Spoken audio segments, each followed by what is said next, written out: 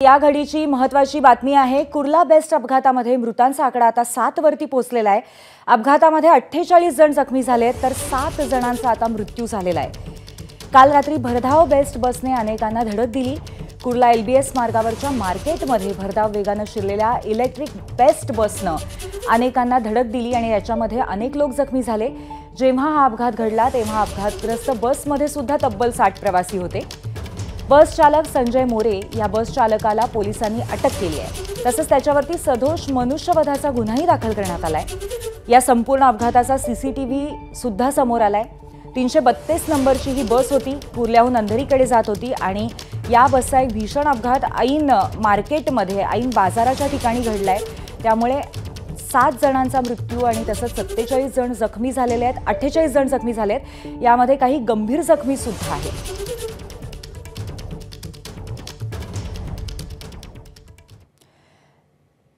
दरम्यान या बेस्ट बस अपघात प्रकरणामध्ये मोठी माहिती समोर येतेय।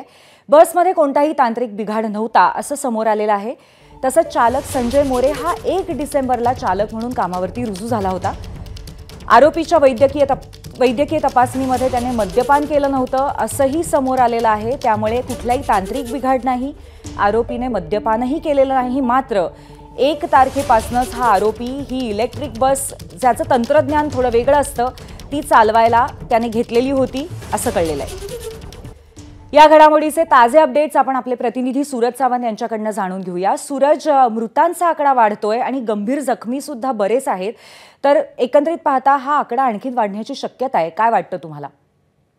पूर्वी नक्कीच हा अपघात भीषण होता। यावेळी जी गाडी 100 मीटरवरून येत होती, त्यांनी अनेक गाड्यांना, त्याचबरोबर अनेक रस्त्यात येईल ते मोटर व्हेकल्स असेल, रिक्षा असतील, प्रवासी जे चालणारे नागरिक असतील त्यांना धडक देत ही गाडी पुढे जाऊन आंबेडकर नगरच्या दिवाळाला धडकली होती। त्यामुळे अनेक जे जखमी आहेत त्यांचा आकडा हा वाढण्याची शक्यता आहे। मात्र दुसरीकडे अतिदक्षता विभागात देखील अनेक जण उपचार घेत आहेत।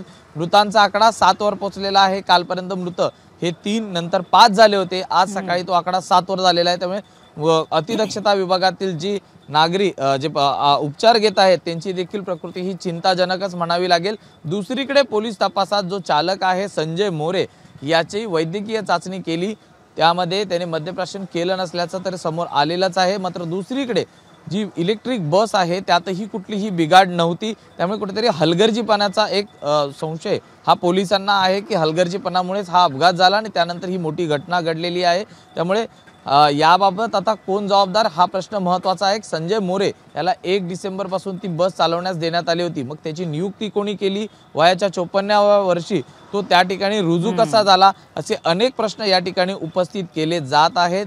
प्रामुख्याने जर सांगायचं झालं तर त्याच्या नियुक्तीबाबत अनेक प्रश्नचिन्ह आता उपस्थित होत आहेत।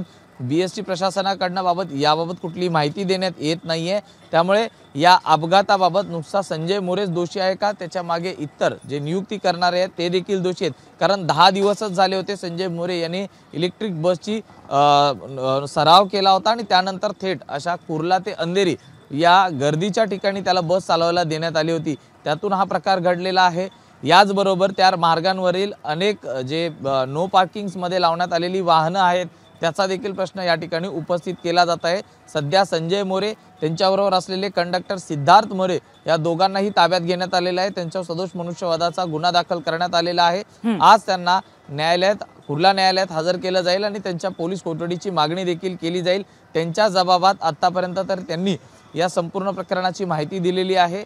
काल रात्री या घटना घडल्यानंतर जमावाकडनं त्यांना मारण्याचा प्रयत्न देखील झाला होता, मात्र पोलिसांनी वेळीच त्यांना त्या ठिकाणाहून हलवण्यात आले। आणि खरे सूरज, एकंदरीत या प्रकरणामध्ये अनेक प्रश्न सुद्धा उपस्थित होत आहेत की हे तंत्रज्ञान कसं असू शकतं, नवीन बस, इलेक्ट्रिक बसचं इत्यादी इत्यादी, आणि यावरती आपण सातत्याने अपडेट्स घेत राहू।